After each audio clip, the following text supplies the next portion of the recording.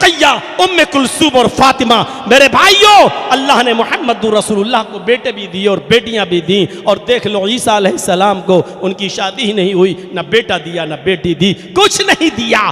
آپ اس نبیوں کی زندگی پر ایک نظر ڈال کے دیکھ لو، جب نبی اپنے گھر میں اتنی پاورفل ہونے والے، اتنی اچھی ذات اور اتنی مضبوط ذات ہونے کے باوجود جب بیٹے اور بیٹیاں دونوں کے مالک نہیں بن سکے، تو آج کے یہ لوگ تمہیں بیٹا اور بیٹی کیا دیں گے؟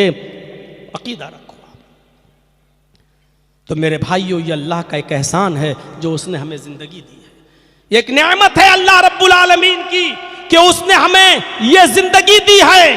اور سنیے آپ، ہم زیادہ سے زیادہ، جرجیت صاحب کے بیٹے کی شادی ہے، جرجیت صاحب کی بیٹی کی شادی ہو رہی ہے، پرچہ بنے گا ایسے کر کے، ہاں کتنے لوگوں کو دعوت دوں؟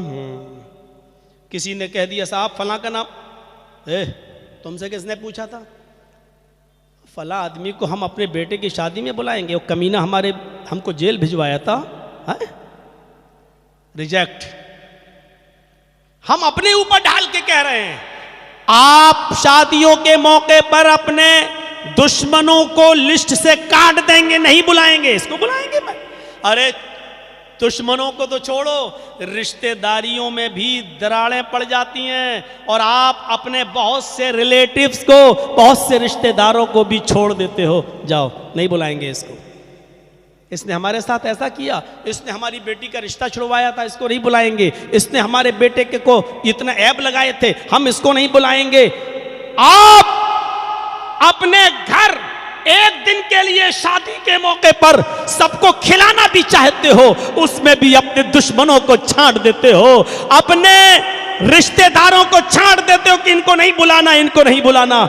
ذرا اس اللہ رب العالمین کی رحمت پر غور کرو، اس دنیا میں ایسے ایسے لوگ ہیں جو اللہ رب العالمین کے سامنے ایک سر نہیں جھکاتے، ایک ٹائم ماتھا نہیں ٹیکتے، کبھی انہوں نے اپنی زبان سے سبحان اللہ نہیں کہا ہے، الحمدللہ نہیں کہا ہے، اللہ اکبر نہیں کہا ہے، لا الہ الا اللہ نہیں کہا ہے، زندگی بھر وہ ناستک رہے، دہریہ رہے، کافر رہے، اللہ کا انکار کرتے رہے، اللہ کو نہیں مانتے رہے، اللہ کی نافرمانی کے کام کرتے رہے، لیکن اللہ رب العالمین ان کو بھی کھلاتا ہے، ان کو بھی پلاتا ہے، وہ بیمار ہو جائیں تو ان کو بھی تندرستی دیتا ہے، ان کو بھی بستر پر سوتے ہیں تو نیند دیتا ہے، ان کو بھی دوائیوں میں صحت و تندرستی عطا فرماتا ہے۔ میرا رب کتنا بڑا مہربان ہے، ایسے ہی نہیں کہہ دیا الرحمن الرحیم، وہ بڑا ہی رحم کرنے والا، انتہائی مہربان ہے۔ ذرا ہم تصور تو کریں میرے پیارے ساتھیوں، اس کی رحمت کو دیکھیں۔ ہم اپنے دشمنوں کو سال میں ایک بار، زندگی میں ایک بار، اپنے بیٹے بیٹی کی شادی میں ایک بار بھی کھلانا گوارا نہیں کرتے، پھر ہم اندازہ لگائیں کہ اللہ رب العالمین دونوں تینوں ٹائم اپنے دشمنوں کو بھی، اپنے نافرمانوں کو بھی، کافروں کو بھی بلا رو اور روایت کھلا رہا ہے اور کوئی کمی نہیں رکھ رہا ہے۔ اسی لیے تو کہا الحمدللہ رب العالمین، تمام تعریفیں اس اللہ کے لیے جو دونوں جہان کا پالنے والا ہے، دونوں جہان کا پالنے والا ہے۔ ابراہیم علیہ السلام کے بارے میں آتا ہے کہ انہوں نے کبھی اکیلے کھانا نہیں کھایا، وہ ہمیشہ کسی مہمان کو بلا کر لاتے تھے اور کھانا مہمان کے ساتھ بیٹھ کر کھاتے تھے۔ ان کو ایک دن کوئی نہیں ملا، ایک بوڑھا آدمی ان کو مل گیا، کہا بابا چلو کھانا کھا لو۔ اس نے کہا میں بھوکا ہوں، تم کھانے کھلانے کے لیے لے جا رہے ہو، چلیے۔ جیسی دسترخوان لگتا ہے، ابراہیم علیہ السلام کے سامنے کھانا آتا ہے، کہا بابا کھانا کھاؤ۔ اس نے لقمہ توڑا اور لقمہ توڑتے ہی کہا بسم النار، میں آگ کے نام سے شروع کرتا ہوں۔ اس نے بسم اللہ نہیں کہا، اس نے نہیں کہا اللہ کے نام سے میں کھاتا ہوں، نہیں، چونکہ وہ مجوسی تھا، آگ کا پجاری تھا، اس نے کہا بسم النار، آگ کے نام سے، اور پھر لقمہ اٹھایا، منہ تک لے گیا۔ ابراہیم علیہ السلام نے ہاتھ پکڑا، اے بزرگ، بوڑھے بابا، لقمہ رکھو رکھو۔ اس نے رکھ دیا۔ کیا بات ہے ابراہیم؟ کہا کہ یہ کھانا میرے رب نے دیا ہے، میرے اللہ نے دیا ہے، اور تم کو کھانا ہے تو میرے رب کا نام، میرے اللہ کا نام لے کر تم کو کھانا پڑے گا. تم آگ کا نام لے کر کھاتے ہو، نہیں کھانے دوں گا. وہ بزرگ اٹھ گیا اور کھڑے ہو کے کہتا ہے کہ ابراہیم زبردستی اپنا حکم مجھ پر مت تھوپو، میں آگ کو اپنا معبود مانتا ہوں. پوری زندگی 90 سال کی میں نے آگ کی عبادت میں گزاری ہے، میں اپنا معبود آگ کو سمجھتا ہوں، اسی کے نام سے کھاؤں گا، اگر کھلانا ہو تو کھلاؤ ورنہ یہاں سے میں جا رہا ہوں. ابراہیم نے کہا میں ابھی اپنا فیصلہ سنا چکا ہوں، تمہیں کھانا ہے تو اللہ کا نام لے کے کھاؤ ورنہ چلے جاؤ، یہ کھانا میرے رب نے دیا ہے. وہ بوڑھا کھانا چھوڑ کر چلا جاتا ہے. ابھی وہ 100 قدم گیا ہوگا، مشکل سے 150 یا 200 قدم دور گیا ہوگا. یہاں اللہ نے جبرائیل کو بھیج دیا ابراہیم علیہ السلام کے پاس اور حکم دیا ابراہیم اس بوڑھے کو پکڑ کے لاؤ، اس کو اپنے دسترخوان پر بٹھاؤ اور کھانا کھلاؤ. جبرائیل نے پوری بات بتا دی. ابراہیم علیہ السلام دوڑتے ہوئے جاتے ہیں اور اس بزرگ کو ڈھونڈتے ہیں، دوڑتے ہوئے جاتے ہیں اور اس بزرگ کو تلاش کرتے ہیں. وہ بزرگ مل جاتا ہے کسی گلی میں. کہا بابا چلو. کہا کہاں چلو؟ گھر چلو. کیا کرنا ہے؟ کھانا کھا لو. کھانا کھانے گیا، تم نے انسلٹ کر کے بھگا دیا، ذلیل کر کے بھگا دیا، اب پھر لے جا رہے ہو، دوبارہ ذلیل کرو گے. فرمایا نہیں، آئے بابا تمہیں جس کا نام لے کر کھانا ہو کھا لو، میں کچھ نہیں بولوں گا.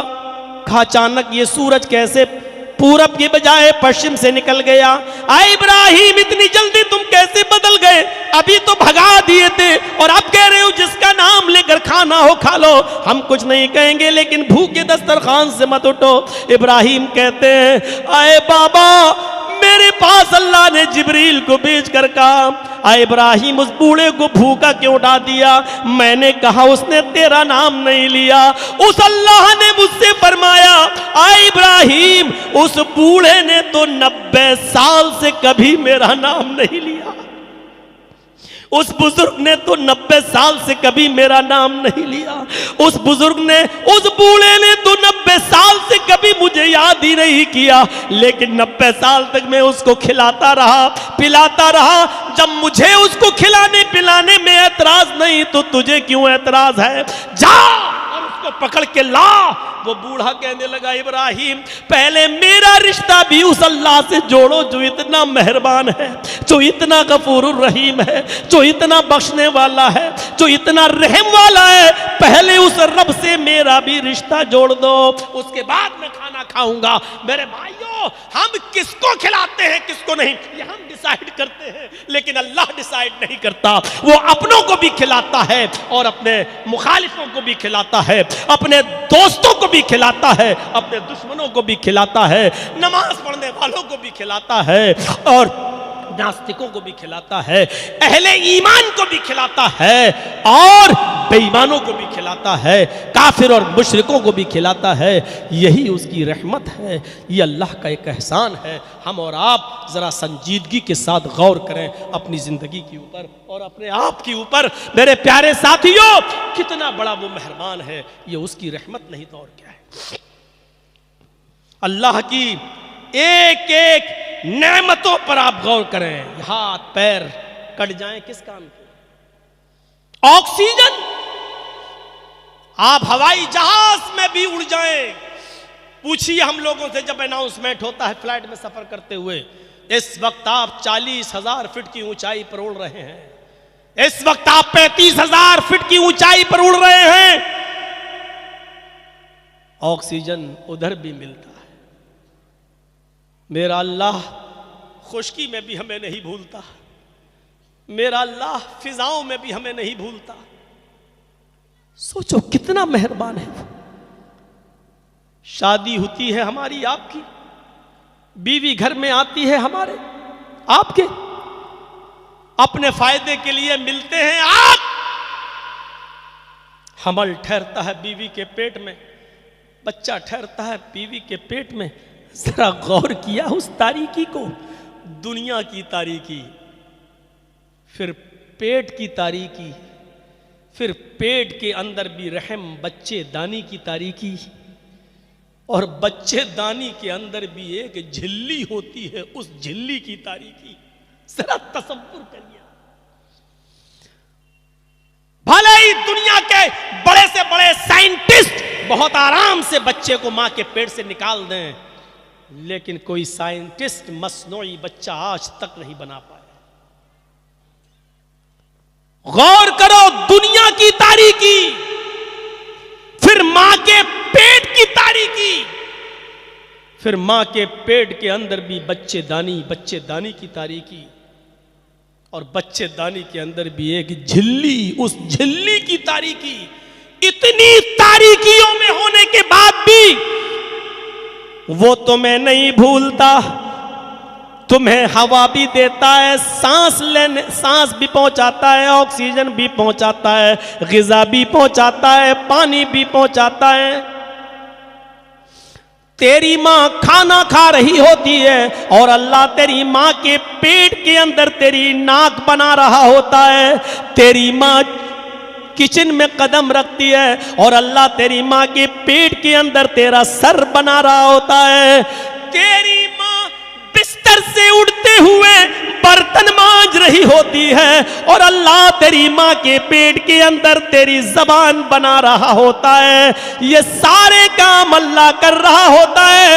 الم یکن نطفۃ من منی یمنی ثم کان علقۃ فخلق فسوی فجعل منہ الزوجین الذکر والانثی الیس ذلک بقادر علی ان یحیی الموتى۔ اے انسان، کیا تو یہ سمجھتا ہے کہ تجھے بغیر حساب و کتاب کے یوں ہی چھوڑ دیا جائے گا؟ کیا تو شروع میں ایک ذلیل و حقیر پانی کا قطرہ نہ تھا، ایک پانی کی بوند نہ تھا؟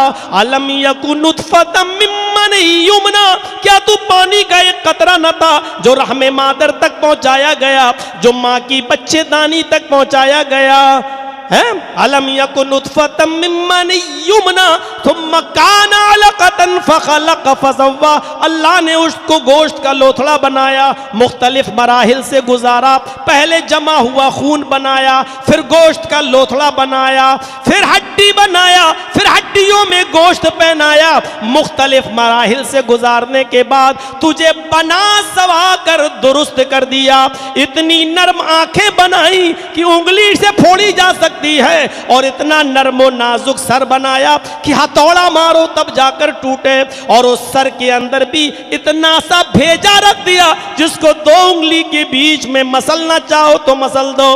ہزاروں تاروں کے کنیکشن ڈال کر دو چمکتے ہوئے ٹیوب لائٹ آنکھوں کی شکل میں دے دیے، کانوں میں سننے کی طاقت دے دی۔ فخلق فسوی، بنا سوا کر تجھے درست کر دیا، پھر چھوڑا نہیں۔ فجعل منہ الزوجین الذکر والانثی، اس نے جو بہتر سمجھا، لڑکا لڑکی نر مادہ وہ بھی بنا دیا۔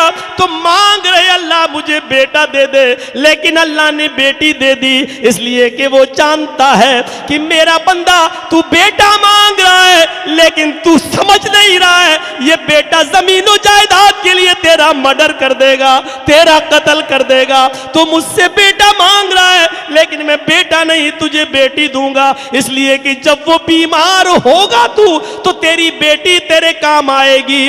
بہویں ہاتھ نہیں لگائیں گی، بیٹے کی بیوی تیرے ہاتھ نہیں لگائے گی، بیٹا بھی تیری پیشاب و پائخانے اور غلاظت کو نہیں دھوئے گا، اس وقت تیری بیٹی ہی تیرے کام آئے گی۔ اس لیے میں بہتر سمجھتا ہوں کہ بیٹا دوں یا بیٹی دوں، لہٰذا تو بیٹا مانگ رہا ہے میں بیٹی دے رہا ہوں، تو مجھے غصہ ہوگا، اللہ میں نے بیٹا مانگا تھا تو نے بیٹی دے دی، لیکن عالم الغیب تو میں ہوں، میں جانتا ہوں کہ تیرے لیے رحمت کس میں ہے، بیٹے میں یا بیٹی میں۔ ارے تمہارے بچے کو نیمونیا ہو جائے، نزلہ ہو جائے تو کیا تم آئس کریم دلاؤ گے؟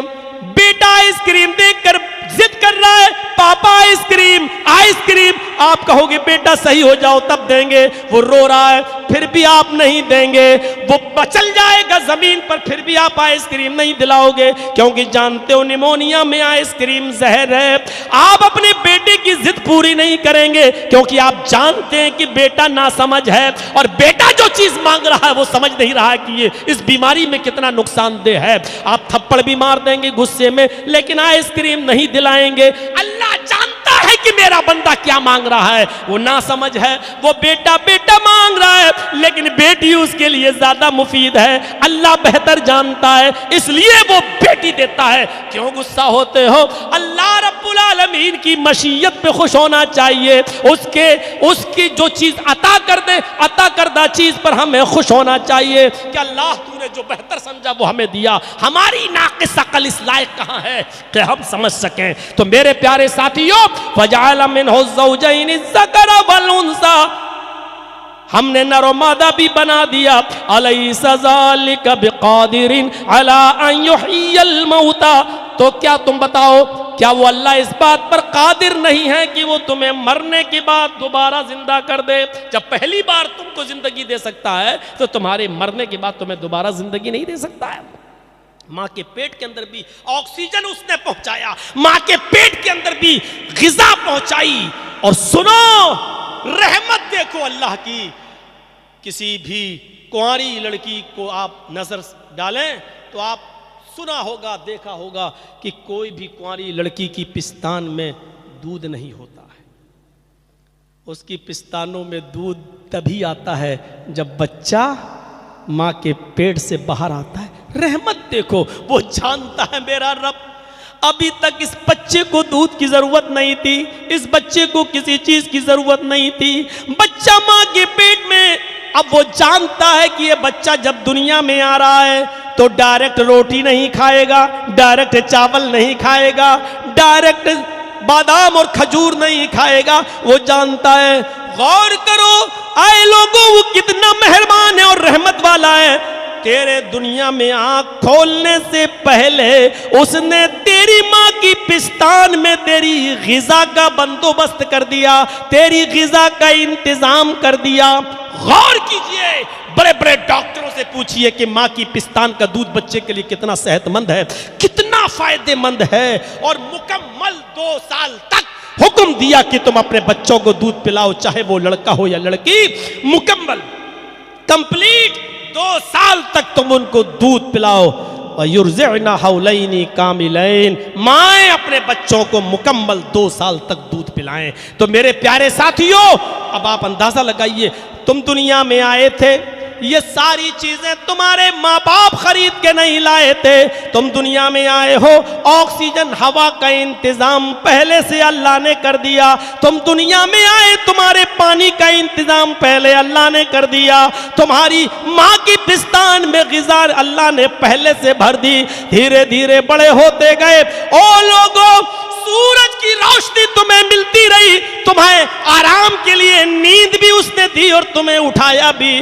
میرے بھائیوں غور تو کرو، دنیا کا قاعدہ ہے کہ احتیاج طرفین سے ہوتا ہے۔ ہم دھوبی کے محتاج ہیں کہ وہ ہمارے کپڑے دھوئے، تو دھوبی ہمارا بھی محتاج ہے کہ وہ ہم سے پیسے لے۔ ہم ڈاکٹر کے محتاج ہیں کہ وہ ہمارا علاج کرے، تو ڈاکٹر ہمارا بھی محتاج ہے کہ وہ ہم سے پیسے لے۔ ہم اشیاء خورد و نوش کے محتاج ہیں، دکاندار ہمیں یہ چیز دے، دکاندار ہمارا بھی محتاج ہے کہ وہ ہم سے پیسے لے۔ ہم جلیبی والے کے محتاج ہیں کہ وہ ہمیں جلیبی دے، جلیبی والا ہمارا محتاج ہے کہ وہ ہم سے پیسے لے۔ میرے بھائیوں، دنیا کا قاعدہ ہے کہ احتیاج طرفین سے ہوتا ہے، لیکن یہاں اصول بدل جاتا ہے۔ ہم آسمان کے سورج کے محتاج ہیں، لیکن سورج ہمارا محتاج نہیں ہے۔ ہم بارش کے محتاج ہیں، لیکن بارش ہماری محتاج نہیں ہے۔ ہم زمین اور آسمان کے محتاج ہیں، لیکن زمین و آسمان ہماری ذرہ برابر محتاج نہیں ہے۔ اللہ نے ان تمام چیزوں کو دیا ہے ہمیں۔ رحمت تو دیکھو، گورنمنٹ یہ بجلی دیتی ہے، ہم اپنے گھر میں روشنی کرتے ہیں تو ٹیکس لیتی ہے میٹر میں ریڈنگ کی شکل میں۔ ہم کھیتوں میں پانی دیتے ہیں، سرکار ٹیکس لیتی ہے۔ غور کیجئے، ہم روشنی کا انتظام کرتے ہیں تو ٹیکس دیتے ہیں۔ ہم اے سی چلاتے ہیں، آکسیجن لیتے ہیں، ہوا ٹھنڈی کھاتے ہیں تو اس کا ٹیکس دیتے ہیں، لیکن اللہ نے ہوا اتنی وافر مقدار میں دی، کوئی ٹیکس نہیں مانگا۔ بارش کے 4 مہینے متعین کر دیے، کوئی ٹیکس نہیں مانگا۔ میرے بھائیوں، اتنی وافر برابر مقدار میں پانی دے دیا, کوئی ٹیکس نہیں مانگا تو ان سب چیزوں کے بدلے میں یہ کہ وَمَا خَلَقْتُ الْجِنَّ وَالْإِنسَ إِلَّا لِيَعْبُدُونَ, اور میرے بندے میرے گھر میں آ کر میرے سامنے سر رکھ لے, اس بات کا اعلان کر دے کہ اے اللہ تو میرا مالک اور میں تیرا غلام ہوں, اے اللہ تو میرا مالک اور میں تیرا غلام ہوں, اے میرے بندے میری نعمتوں کے بدلے میں صرف اتنا اعتراف کر لے. ہم سے یہ بھی نہیں ہو پا رہا ہے. بمبئی کے سمندروں سے بھاپ بنا کر, اس بھاپ سے مصنوعی بدلیاں بنا کر 10 منٹ کے لیے صرف ممبئی پر بارش کی گئی تھی. سائنٹسٹ لوگوں نے ممبئی کے سمندر سے بھاپ بنا کر اور اس بھاپ سے مصنوعی بادل بنا کر, مصنوعی آرٹیفیشل بادل بنا کر صرف 10 منٹ کے لیے بارش کی تھی. بس اسی ہندوستان میں, اسی بھارت کے اندر 10 منٹ کے لیے بارش کی تھی. جانتے ہو 10 منٹ کی بارش میں کتنا خرچہ آیا تھا بھارت کا؟ 25 سال کی بھارت کی کمائی ڈوب گئی تھی. 1 سال کی نہیں, 2 سال کی نہیں, 3 سال کی نہیں, 25 سال کی بھارت کی کمائی صرف 10 منٹ کی بارش میں. اب آپ اندازہ لگاؤ, جون, جولائی, اگست, ستمبر, بارش ہی بارش, ہمارے کھیتوں میں اناج کا بڑھنا اور پیدا ہونا, اور کہیں تو اتنی بارش کہ مولانا دعا کریے اللہ کہیں سیلاب سے ہمارے علاقے کی حفاظت فرمائے, اللہ سیلاب سے روک دے, اللہ ہمارے علاقے کی حفاظت فرمائے. یہ بارش 4 مہینے کیا ٹیکس دیتے ہو تم اللہ رب العالمین کو؟ کیا ٹیکس؟ سجدہ بھی ادا نہیں ہوتا, اپنے غلام ہونے کا اور اس کے مالک ہونے کا اقرار بھی ہم ادا نہیں کر پاتے.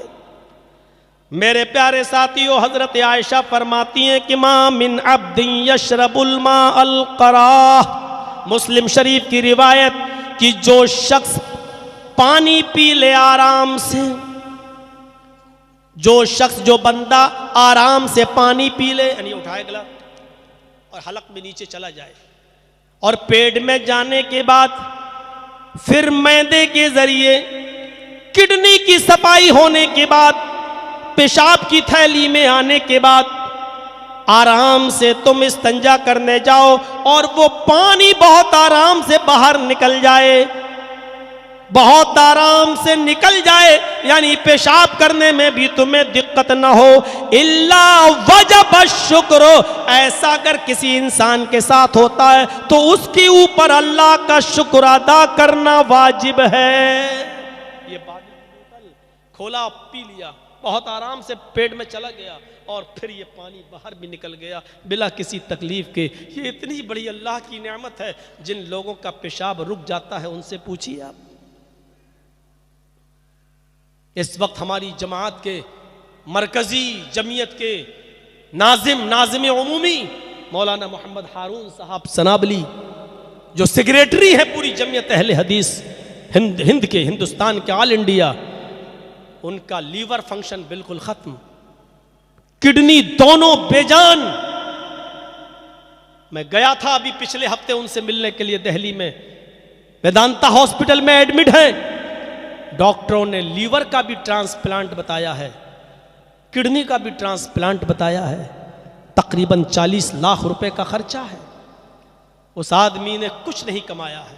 میں جانتا ہوں میرٹھ کا رہنے والا وہ شخص جس کے پاس میرٹھ میں اپنا بھی گھر نہیں ہے رہنے کے لیے, مسجد کی طرف سے دیے ہوئے خندق بازار میں ایک کمرہ جو مسجد کی طرف سے ملا ہے اسی میں وہ شخص رہتا ہو. 40 لاکھ روپے کا انتظام, اللہ ان کی مدد فرمائے. میرے بھائیوں, میں گیا تو تنگ رہ گیا. 3 بیٹے ہیں, 2 بیٹیاں ہیں. ان کی بیوی کڈنی دینا چاہ رہی تھی. جانچ کے بعد پتا چلا کہ آپ کا وزن بڑا ہوا ہے, بیوی کی کڈنی نہیں لگ سکتی. دنگ رہ گیا جب پتا چلا کہ ان کے 2 بیٹے ہیں, دونوں ابھی شادی نہیں ہوئی. ایک بیٹا اپنے باپ کے لیے لیور دے رہا ہے, اور دوسرا بیٹا اپنے باپ کے لیے کڈنی دے رہا ہے. سوچئے کتنی بڑی آزمائش. سننا بہت آسان ہے. میں آپ ہی کے بنگال میں، آپ ہی کے مالدہ کے، آپ ہی کے کلیا چک کے ایسے ایسے لوگوں کو جانتا ہوں جن کا باپ اس وقت موت و زندگی کی کشمکش میں ہے. ڈاکٹروں نے 6-7 مہینے کا وقت دے رکھا ہے، جس میں 4 مہینے گزر بھی چکے ہیں، 2-3 مہینے کی اور زندگی رہ گئی ہے، اور بیٹا کہہ رہا جب بچنا ہی نہیں ہے تو خرچ کیوں کروں اپنے باپ پر. اور بیٹا ایسا بھی نہیں کہ وہ دکان پر بیٹھ کر 10-20 روپے کماتا ہو، کروڑ پتی اور ارب پتی ہو بیٹا، لاکھوں روپے کا مالک ہو بیٹا، دوسروں کو حج بھی کراتا ہو بیٹا. ایسی نالائق اولاد، ایسی نالائق اولاد، اس سے بہتر تھا کہ تم مر جاتا، اپنے باپ کی آنکھوں میں آنسو نہ دیکھتا. مولانا کس کے بارے میں اشارہ کر رہے ہیں؟ میری سی آئی ڈی بہت مضبوط ہے. ذرا تصور کریے، میرا بھی باپ تھا. میں ایموشنل کارڈ نہیں کھیل رہا ہوں. میری بہن نے کہا بھائی لے آؤ، ڈاکٹروں نے منع کر دیا، ہم لوگ کچھ دن دیکھنا چاہتے ہیں. میرا بھائی کہتا ہے بھائی لکھنؤ میں کیا کر رہے ہو، لے آؤ. جب ڈاکٹروں نے منع کر دیا، میں نے کہا نہیں، جب تک میں اپنے باپ کا علاج ہاسپٹل میں کروں گا، جو ہونا ہوگا اللہ کی مرضی، لیکن آخری سانس بھی اگر نکلے گی تو ہاسپٹل میں نکلے گی. اور وہی ہوا. لکھنؤ کے الفا ہاسپٹل میں میرے باپ نے آخری سانس لی. کوشش تو کرو، اللہ تو تنکے میں بھی جان ڈال سکتا ہے. کوشش کرنے میں کیا ہے؟ آپ کو معلوم ہے ڈاکٹروں نے 7 مہینے کا ٹائم دیا، ٹھیک ہے، لیکن اللہ کو صحیح علم تو اللہ کو پتا ہے. ہو سکتا ہے کہ وہ اس 7 مہینے کو 7 سال کر دے، ہو سکتا ہے کہ وہ ایک لمبی زندگی دے دے. لیکن ایسی اولاد جو اپنے باپ کو بمبئی میں چھوڑ کے چلی آئے، اپنے باپ کو یہ کہہ کر نظر انداز کر دے کہ جب ان کو بچنا ہی نہیں ہے تو ان کے اوپر خرچ کیوں کیا جائے. میرے بھائیوں، تم کتنا بھی حج کرا لو، کتنی بھی نمازیں پڑھ لو، کتنے بھی روزے رکھ لو، کتنی بھی زکاتیں دے دو، یہ ساری عبادتیں اللہ رب العالمین تمہارے منہ پہ مار دے گا. جب تمہارا کروایا ہوا حج قبول ہوگا، نہ نماز اور نہ عبادتیں. اللہ کے نبی سے پوچھا گیا تو اللہ کے نبی نے صاف کہا کہ تو بھی اور تیرا مال بھی، یہ سب تیرے باپ کے لیے ہے. تو یہ کروڑوں روپیہ کما رہا نا، یہ تیرا ہے ہی نہیں، یہ تیرے باپ کا ہے. تیرے پاس لاکھوں روپیہ ہے، یہ تیرا ہے ہی نہیں، تیرے باپ کا ہے. اللہ کے نبی نے فرمایا کہ تو بھی اور تیرا مال بھی تیرے باپ کے لیے ہے. اسی لیے کوئی بیٹا اپنے باپ کو زکوٰۃ نہیں دے سکتا ہے. پوچھئے، ہمارے بڑے علماء بیٹھے ہیں، مسلم حافظہ اللہ پوری زندگی بخاری پڑھاتے ہوئے ہو گئی. اللہ رب العالمین ان کی عمر دراز فرمائے. یہ فرشتہ صفت انسان. میرے بھائیوں، علم کا سمندر، ہم جیسے لوگ ان کا وہ لینا چاہتے ہیں کہ دستخط اور حدیث بیان کرنے کی کا اجازت مل جائے. یہ علم کا، آپ اپنے علاقے کے علماء کی قدر کرو. تم نہیں جانتے ہو کہ تمہارے سامنے کتنی بڑی علمی شخصیت بیٹھی ہوئی ہے. علم کا سمندر ہے یہ شخص. لیکن بنگال والوں، تمہیں تو صرف لچھے دار تقریریں کرنے والے پسند ہیں، سریلی آواز والے پسند ہیں. تم نے علم کی قدر کہاں کی ہے؟ تمہارے پاس بہت بڑے بڑے عالم ہیں، لیکن تم نے علماء کی قدر کہاں کی ہے؟ تم نے علماء کو جانا کہاں ہے کہ علماء کیا ہوتے ہیں؟ یہ علماء کی عزت کرو. ان کی عزت کرو گے تو اللہ تمہاری عمریں بھی بڑھا دے گا، اللہ تمہیں بھی برکتوں سے نواز دے گا. تو میرے بھائیوں، بات میں کر رہا ہوں، یہ بیماری اللہ کی طرف سے اللہ شفا بھی دیتا ہے. تو دعا کریے مولانا ہارون صاحب کے لیے بھی کہ اللہ رب العالمین ان کے اس ٹرانسپلانٹ کے عمل کو سکسیس فرما دے، ان کو شفائے کاملہ اور عاجلہ عطا فرما. اور جس شخص کے لیے بھی ہم نے کہا ہے، اگر ہمیں تھوڑا سا بھی خدشہ ہوتا کہ میرے اوپر کوئی بات نہیں ہوگی تو میں نام بھی لے دیتا، لیکن بس ہم گمنام ہی رکھ رہے ہیں. لیکن ان کو دعاؤں میں یاد رکھتے ہوئے دعا کرتے ہیں کہ اللہ ان کو بھی شفائے کاملہ اور عطا فرمائے. وہ ان کا لیور کینسر سے خراب ہو چکا ہے، اللہ رب العالمین ان کو شفائے کاملہ اور عاجلہ عطا فرما. اور پھر لاسٹ میں یہ دعا کہ اللہ ان کے ساتھ جو بھی معاملہ ہو تو بہتر جانتا ہے، تو ان کے ساتھ بہتر معاملہ فرما. تو میرے پیارے ساتھیوں، بات کر رہا تھا کہ اللہ ادھر بھی ہمیں نہیں بھولتا ہے، اللہ اس جگہ بھی ہمیں نہیں بھولتا ہے. یہ کیا ہے؟ آپ نے دیکھا ہے بچہ پیدا ہوا، چھوٹا ہے، ماں لیٹی ہوئی ہے، اور جیسے ہی بچہ ماں کے ساتھ لیٹا، ماں سردیوں میں، اور بچے نے پیشاب کر دیا۔ خیر اب تو ڈائپر وغیرہ آنے لگے ہیں، ماں پہنا دیتی ہیں، اب تو یہ مصیبتیں مول نہیں لیتی ہیں۔ ان ماؤں سے پوچھو جو پہلے زمانے میں ڈائپر نہیں چلتے تھے اور پہنانے کی کوئی چیز نہیں چلتی تھی، ہم لوگوں کو بھی ہماری ماؤں نے پالا ہے، اس زمانے کو یاد کرو میرے بھائیوں۔ ماں دیکھتی تھی کہ بچہ رو رہا ہے تو سمجھ جاتی تھی کہ یہ بچہ پیشاب کیا ہوا ہے، ماں اس بچے کو اٹھاتی تھی اور اپنی جگہ پر سلا دیتی تھی، اور اس کے گیلے بستر پر خود اپنے آپ کو لٹا لیتی تھی، لیٹ جاتی تھی۔ یہ کیا ہے؟ یہ رحمت کا معاملہ نہیں تو اور کیا ہے؟ ماں کے دل میں یہ رحمت کس نے ڈالی؟ اگر اللہ ماں کے دل میں یہ رحمت نہ ڈالتا تو زندہ بھی نہیں رہتا۔ سوچو ذرا، ماں کس درد کے ساتھ بچے کو پیدا کرتی ہے۔ ایک روایت آتی ہے، اگرچہ وہ سند کے اعتبار سے ضعیف ہے، لیکن اس سے ایک اندازہ تو لگایا جا سکتا ہے۔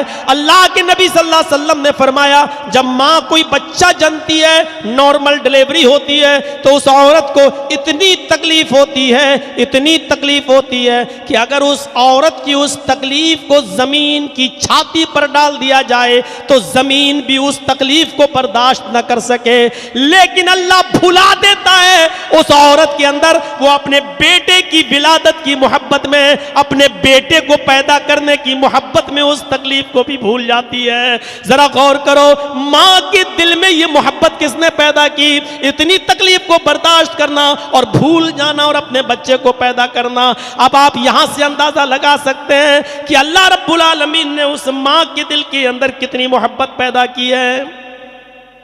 یہ کیا ہے؟ ایک بچہ آیا غصے میں، ماں چاکلیٹ، ماں نے ایسے کیا، چاکلیٹ ہے مان لو بیٹا، بچے کو غصہ آیا، مارا تھا، ماں نے اس بچے کو پکڑا اور اپنے سینے سے لگا لیا، بچے نے مارا، بظاہر ایک مار کا معاملہ، ماں نے کہا بیٹا، سینے سے لگا لیا۔ یہ کیا ہے؟ یہ محبت کون سی ہے؟ اس محبت کو کس درجے میں آپ رکھیں گے؟ یہ کیا رحمت نہیں ہے اللہ رب العالمین کی جو اللہ تعالیٰ نے عورت کے دل میں اور ماں کے دل کے اندر ڈالا ہے؟ اللہ حضرت عمر فاروق فرماتے ہیں، مسلم شریف کی روایت ہے کہ اللہ کے نبی صلی اللہ علیہ وسلم کے پاس کچھ جنگی قیدی لائے گئے، ان جنگی قیدیوں میں ایک عورت بھی تھی جس کا بچہ کہیں کھو گیا تھا۔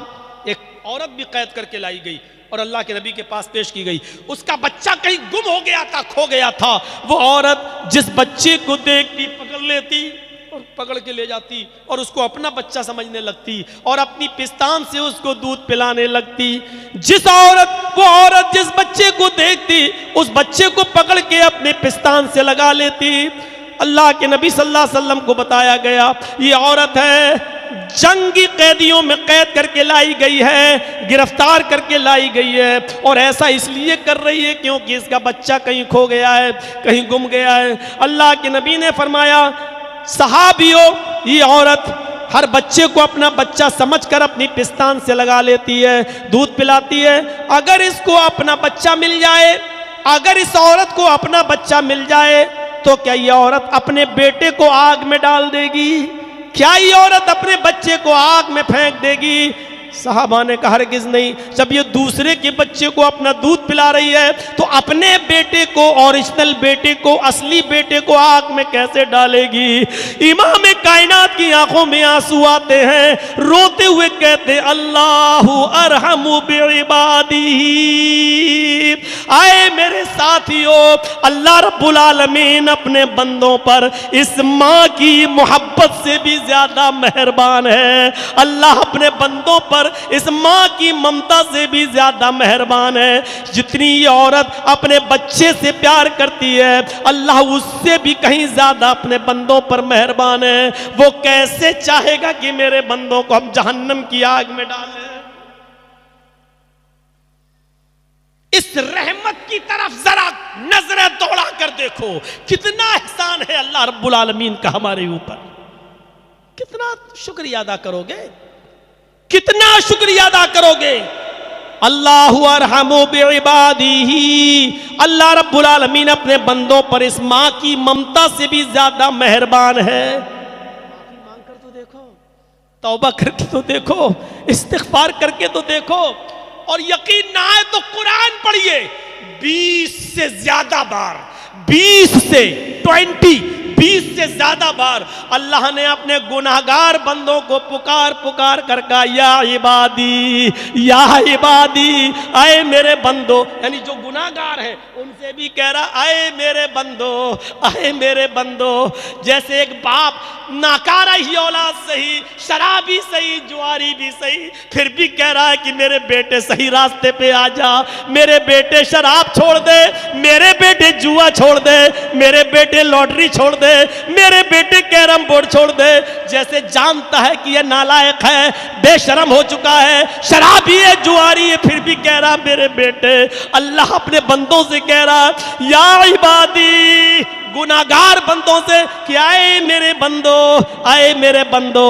اللہ ان کو بھی اپنا بندہ کہہ رہا ہے، اور ایک جگہ تو حد ہی کر دی اللہ نے، قُلْ يَا عِبَادِيَ الَّذِينَ اسْرَفُوا عَلَىٰ أَنفُسِهِمْ لَا تَقْنَطُوا مِن رَحْمَتِ اللَّهِ۔ اے محمد صلی اللہ علیہ وسلم کہہ دو، اے میرے بندو، یعنی اللہ کہہ دو کہ اللہ نے فرمایا اے میرے بندو، اگر تم نے گناہ کر کر کے اپنے نفسوں پر ظلم کیا ہے، اگر تم نے گناہ کر کر کے زمین و آسمان بھی بھر لیے ہیں، بہت زیادہ گناہ کر لیے ہیں، لا تقنطوا من رحمت اللہ، پھر بھی تم اللہ کی رحمت سے نا امید مت ہو جاؤ، پھر بھی تم اللہ کی رحمت سے نا امید مت ہو جاؤ، اللہ کے سامنے گڑ گڑاؤ، اللہ تمہیں معاف کر دے گا۔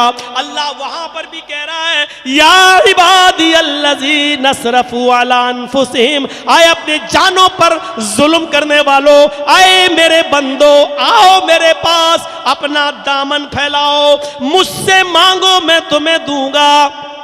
یہ حال ہے، ہم مانگنے کے لیے بھی تیار نہیں ہیں۔ ایک جگہ اللہ نے کہا یا ایھا الذین آمنوا توبوا الی اللہ توبۃ نصوحا، ایمانو والو اللہ سے سچی توبہ کرو، خالص توبہ کرو۔ سچی توبہ کیا ہوتی ہے؟ ایک تو ہوتی توبہ اللہ توبہ، اللہ توبہ، کوئی گناہ ہو اللہ توبہ، توبہ توبہ، استغفر، توبہ توبہ، یہ تو ہم دن بھر میں 50 بار کہتے ہیں، ایسی توبہ اللہ کو قبول نہیں، اللہ نہیں مانتا۔ توبہ کا مطلب، توبتن نصوحا کا مطلب یہ ہے کہ جو گناہ کر رہے اس گناہ پر ہمیں شرمندگی ہو، ندامت، پہلی چیز جو گناہ ہم نے کیا اس پر ندامت ہو، اور دوسری چیز جو گناہ ہم کر رہے ہیں اس کو فوراً چھوڑ دیں، ہاں ہٹو، فوراً چھوڑ دیں، دوسری چیز، اور تیسری چیز اس گناہ کو اپنی زندگی میں دوبارہ نہ کرنے کا عزم اور ارادہ کرے کہ اللہ میری مدد فرما، آئندہ میں اس کام کو نہیں کروں گا، اس گناہ کو نہیں کروں گا۔ یہ تین چیزیں توبہ میں شامل ہونی چاہیے۔ پہلی چیز اپنے کیے ہوئے گناہ پر ندامت، شرمندگی، دوسری چیز اس گناہ کو فوراً چھوڑ دینا، اور تیسری چیز اس گناہ کو اپنی زندگی میں دوبارہ نہ کرنے کا عزم اور ارادہ۔ یہ تین چیزیں ہماری توبہ میں شامل نہیں ہے تو ہماری توبہ اللہ کے یہاں قبول نہیں ہوگی۔ اللہ نے یہ نہیں کہا توبہ کرو، اللہ نے کہا یا ایھا الذین آمنوا توبوا الی اللہ توبۃ نصوحا، ایمانو والو تم خالص اور سچی توبہ کرو۔ جب تم سچی توبہ اللہ سے کرو گے تو اللہ کیا کرے گا؟ عسیٰ ربکم ان یکفر عنکم سیئاتکم، اللہ رب العالمین تمہارے گناہوں کو مٹا دے گا، ویدخلکم فی جنات تجری من تحتہا الانہار، اور تمہیں ایسی جنتوں میں داخل کر دے گا جس کے نیچے دودھ کی نہریں بہ رہی ہوں گی، شہد کی نہریں بہ رہی ہوں گی، نہریں جاری ہوں گی۔ اللہ تمہیں ایسی جنت میں داخل کر دے گا جہاں نہریں جاری ہوں گی۔ توبہ کرو گے تو یہ نعمتیں ملیں گی، توبہ کرو گے تو اللہ تو گناہوں کو مٹائے گا، توبہ کرو گے تو اللہ ہمیں جنت کے اندر داخل کرے گا۔ اور توبہ بھی وہ، یہ توبہ نہیں توبہ غلط ہو گیا، شراب پی اللہ مجھے معاف کر دے، ٹھیک، دوسرے دن پھر شراب پی لی اللہ مجھے معاف کر دے، تیسرے دن پھر شراب پی لی اللہ مجھے معاف کر دے۔ یہ اللہ کی رحمت کا ناجائز فائدہ اٹھا رہے ہیں آپ، مذاق کر رہے ہیں آپ اللہ کے ساتھ۔ اللہ کو غفور الرحیم تو جانو، جاننا بھی چاہیے، لیکن وہ قہار بھی ہے اور جبار بھی ہے، اس لیے اس کو قہار بھی جانو اور جبار بھی جانو۔ وہ قہر ڈھانے والا بھی ہے اور جبر کرنے والا بھی ہے، وہ رحم کرنے والا بھی ہے، مہربان بھی ہے۔ اگر غفور الرحیم جانتے ہو تو قہار اور جبار بھی جانو، اس کی رحمت کا ناجائز فائدہ مت اٹھاؤ۔ حضرت نوح علیہ السلام نے اپنی قوم سے یہی تو کہا تھا وَاسْتَغْفِرُوا رَبَّكُمْ إِنَّهُ كَانَ غَفَّارًا۔ اے میری قوم کے لوگوں، تم اللہ سے مغفرت طلب کرو، تم اللہ سے اپنے گناہوں کی معافی مانگو۔ إِنَّهُ كَانَ غَفَّارًا، وہ بہت ہی زیادہ بخشنے والا اور بخشنے والا ہے۔ جب تم اللہ سے اپنے گناہوں کی مغفرت مانگو گے، جب اللہ سے مغفرت طلب کرو گے، اپنے گناہوں کی توبہ کرو گے، تو اللہ تمہیں کیا دے گا؟ یُرْسِلِ السَّمَاءَ عَلَيْكُمْ مِدْرَارًا، تمہارے اوپر آسمان سے بارشیں نازل فرمائے گا، تمہارے کھیتوں میں بارشیں دے گا، تمہاری فصلوں کو اگائے گا۔ یُرْسِلِ السَّمَاءَ عَلَيْكُمْ مِدْرَارًا وَيُمْدِدْكُمْ بِأَمْوَالٍ وَبَنِينَ، تمہیں مال بھی دے گا اور بیٹے بھی دے گا، یعنی تمہارے مالوں میں برکت بھی دے گا، اور تم بے اولاد ہو تو اللہ تمہیں اولاد بھی دے گا۔ وَيَجْعَلْ لَكُمْ جَنَّاتٍ وَيَجْعَلْ لَكُمْ أَنْهَارًا، اور تمہیں باغات بھی عطا کرے گا اور نہریں بھی دے گا۔ دیکھیے نعمتیں، دیکھیے اللہ کس پر؟ جب توبہ کرو گے، مغفرت طلب کرو گے، اللہ سے اپنے گناہوں کی معافی مانگو گے تو اللہ یہ نعمتیں دے گا۔ یعنی اگر کوئی چاہتا ہے کہ بارش نہیں ہو رہی، ہمارے اناج میں خشکی آ گئی ہے، قحط پڑ گیا ہے، تو وہ توبہ اور استغفار کرے۔ اگر کسی کے مال و دولت میں برکت نہیں ہو رہی ہے، کماتا ہے لیکن بچتا نہیں ہے، تو وہ توبہ اور استغفار کرے۔ کوئی بے اولاد ہے اور شادی کے 10-20 سال کے بعد بھی اولاد نہیں ہو رہی ہے، تو وہ توبہ اور استغفار کرے، اپنے گناہوں کی معافی مانگے۔ یہ تمام نعمتیں تمہیں توبہ اور استغفار کی کے بعد ملیں گی۔ اللہ کہتا، حضرت نوح علیہ السلام نے اپنی قوم سے یہی تو کہا تھا کہ تم استغفار کرو، مغفرت طلب کرو، اللہ آسمان سے موسلادھار بارش برسائے گا، اللہ تمہارے مالوں میں برکت دے گا، اللہ تمہاری اولاد میں برکت دے گا، بڑھائے گا، تمہیں باغات یعنی کھیتیاں دے گا، اور تمہیں نہریں یعنی چشمے جاری کرے گا۔ حضرت عمر فاروق کے زمانے میں قحط پڑ گیا، سوکھا پڑ گیا، لوگوں نے کہا امیر المومنین، تفسیر ابن کثیر اٹھا کر دیکھیے، اے امیر المومنین نماز استسقاء کے لیے چلیے، اللہ سے بارش کے لیے دعا مانگیے۔ حضرت عمر فاروق نکلے اور تمام لوگوں کو میدان میں لے گئے نماز استسقاء کے لیے۔ میدان میں گئے، نماز تو پڑھی لیکن دعا کے لیے بارش کا کوئی لفظ بھی نہیں مانگا۔ حضرت عمر نے نماز استسقاء ادا کی اور دعا میں کچھ نہیں مانگا، صرف اتنا فرمایا، مغفرت طلب کی، استغفار کیا، اللہم اغفر لی، اللہم اغفر لہم، اللہ مجھے بخش دے، اللہ ان کو بخش دے۔ حضرت عمر نے اپنے لیے مغفرت طلب کی، اور جو لوگ تھے ان کے ساتھ گئے تھے ان کے لیے بھی مغفرت کی دعا مانگی، استغفار کیا، مغفرت طلب کی، صرف مغفرت طلب کی اور لوٹ کے چلے آئے۔ جب وہ اپنے دربار خلافت میں پہنچے تو لوگوں نے کہا امیر المومنین، ہم تو نماز استسقاء کے لیے لے کر گئے تھے، ہم نے تو سوچا آپ ہاتھ اٹھا کر اللہ سے دعا کریں گے، اللہ بارش برسا، اللہ رحمت کی بارش فرما، لیکن آپ نے استغفار کیا، آپ نے مغفرت طلب کی اور چلے آئے، بارش کا ایک قطرہ بھی نہیں مانگا، اللہ سے بارش کے لیے کچھ بھی نہیں مانگا۔ تو حضرت عمر نے روتے ہوئے فرمایا، ہاں آئے لوگوں، تم نے بالکل صحیح فرمایا، ہم نے اللہ سے بارش نہیں مانگی۔ فرمایا ہم تو بارش ہی کے لیے لے کر گئے تھے آپ کو کہ بارش کے لیے دعا کریں گے۔ تو حضرت عمر نے کہا ہم نے مغفرت طلب کی ہے۔ آئے لوگوں، مغفرت طلب کر کے ہم نے آسمان کے ان دروازوں میں سوراخ پیدا کر دیا، ان دروازوں کو ہلا دیا جہاں سے بارش کے قطرے آتے ہیں، جہاں سے بارش آتی ہے۔ آئے لوگوں، ہم نے مغفرت طلب کر کے آسمان کے دروازوں میں سوراخ پیدا کر دیا ہے، انشاءاللہ بارش ہوگی، امید رکھو، اس لیے کہ جس چیز کی وجہ سے بارش روک لی جاتی ہے، ہمارے گناہوں کی وجہ سے، ہم نے اللہ سے مغفرت طلب کر لی ہے، انشاءاللہ بارش ہوگی۔ ہم نے آسمان کے ان دروازوں کو ہلا دیا ہے جہاں سے بارش آتی ہے، جہاں سے بارش کے قطرے گرتے ہیں۔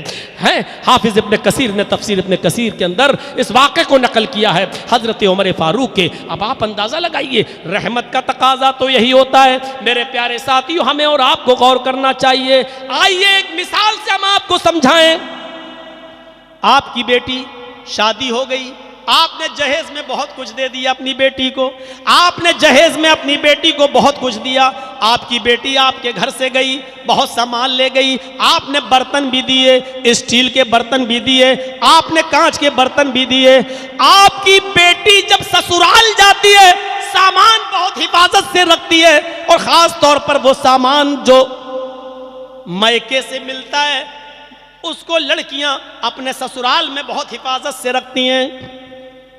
کانچ کے 2 گلاس تھے، جھاڑو لگا رہی ہے، پوچھا لگا رہی ہے، کانچ کے 2 گلاس میں سے 1 گلاس زمین کی اوپر گر گیا، اور جیسے ہی گرا وہ چکنا چور ہو گیا، دوسرا گلاس بچ گیا۔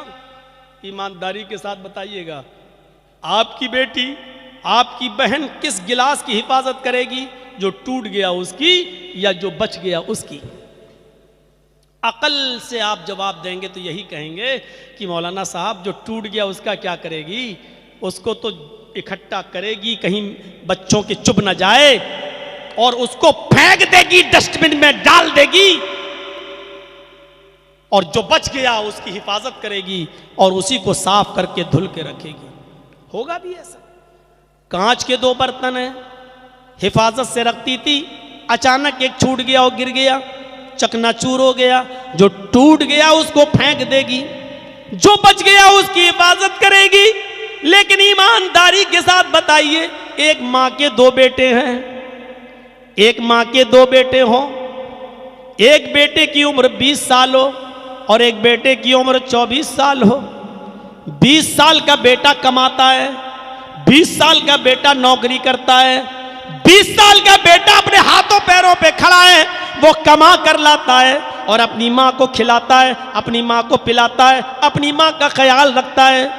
اور جو اس سے بھی بڑا بیٹا ہے 24 سال کا، وہ دونوں پیروں سے اپاہج ہے، دونوں ہاتھوں سے لولا ہے، اس کو لقوہ مار گیا ہے، فالج مار گئی ہے، وہ اٹھ نہیں پاتا ہے، اس کا ہاتھ کام نہیں کر رہا ہے، وہ گردن ٹیڑھی کیے ہوئے ہے، زبان باہر نکلی ہوئی ہے، تھوک اس کو نکلتا ہے، نکالتا رہتا ہے، وہ اپنے ہاتھ سے پیشاب و پائخانہ بھی نہیں کر پاتا ہے۔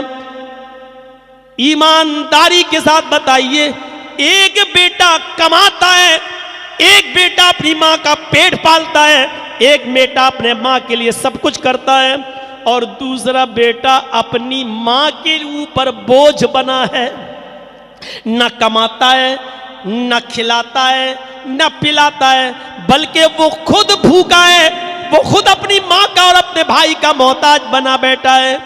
بھائی اپنے بھائی کو دھلا نہیں سکتا، اس کی پیشاب و پائخانے کو صاف نہیں کر سکتا، یہاں دوسرے بیٹے کا حال یہ ہے۔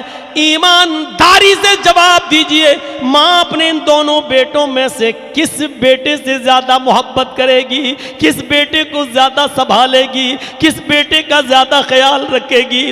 ہماری بیٹی کانچ کے شیشے کے 2 برتن ہیں، ایک گر گیا، جو گر گیا اس کو کوڑے دان میں پھینک دیتی ہے، یہ بھی کوڑا ہے بیٹا، نہ کھلا سکتا ہے نہ پلا سکتا ہے، پوری زندگی اس کا خیال رکھنا پڑے گا۔ ابھی تو 24 سال ہے، اس کو تو 50 60 80 سال تک اس کو دیکھنا پڑے گا، ہماری عمر بھی اتنی نہیں ہے۔ ایمانداری کے ساتھ دل پر ہاتھ رکھ کر فیصلہ کیجئے کہ ماں کس بیٹے کی زیادہ حفاظت کرے گی۔ میرا دل کہتا ہے آپ کا جواب یہ ہوگا کہ جتنی دیکھ ریکھ وہ اپنے اس اپاہج بیٹے کی کرے گی، صحیح و تندرست بیٹے کا اتنا خیال نہیں رکھے گی۔ تندرست تو تندرست ہے، وہ گیا اس کی فکر نہیں، لیکن یہاں 1 منٹ بھی اس سے دور نہیں ہوگی، وہ رال ٹپکا رہا ہے، ماں اپنی اوڑھنی اتارتی ہے اور اس کی زبان کو صاف کر لیتی ہے، پھر اسی اوڑھنی کو اوڑھ لیتی ہے۔ غور کرو، اس کو پیشاب لگ رہا ہے، ماں اس کا کپڑا اٹھاتی ہے، اس کو بالٹی میں یا ڈبے میں اس کو پیشاب کراتی ہے، پھر وہی ماں نالی میں پھینکنے جا رہی ہے، پھر وہی ماں اس کو لیٹرین کرا رہی ہے اور اپنے ہاتھوں سے اس کو صاف بھی کر رہی ہے۔ ماں کے دل میں یہ محبت، یہ جذبہ اگر پیدا کیا ہے تو اسی اللہ کی ذات نے پیدا کیا ہے، یہ اس کا احسان ہے۔ اگر ماں میں رحم و کرم کا یہ جذبہ نہیں ہوتا تو اے شیر شاہی کے لوگوں، تم اتنی بڑی تعداد میں یہاں بیٹھے ہوئے نہیں ہوتے، بلکہ ماں پیدا ہوتے ہی تمہارا گلا گلا دبا دی ہوتی، لیکن رحم و کرم کی وجہ سے ہم اور آپ زندہ ہیں، اور یہاں تک اگر بیٹھے ہیں تو اللہ نے یہ محبت ماں کے دل کے اندر پیدا کی، اور ماں کی ممتا اور محبت کی وجہ سے ہم یہاں بیٹھے ہوئے ہیں۔ یہ احسان ہے اللہ تبارک و تعالیٰ کا۔ ان تعدوا نعمت اللہ لا تحصوها، میرے بندو میری نعمتیں اتنی زیادہ ہیں کہ تم ان کو گننا چاہو، ان کو شمار کرنا چاہو تو تم گن نہیں سکتے اور شمار نہیں کر سکتے۔ کافی ہے میرے بھائیوں، آج ضرورت سے زیادہ میں چیخ لیا، ضرورت سے زیادہ میری آواز سخت رہی، اور کل کا پروگرام کشن گنج میں ہے، پرسوں کا بھی وہیں ہے، اس لیے 2 گھنٹے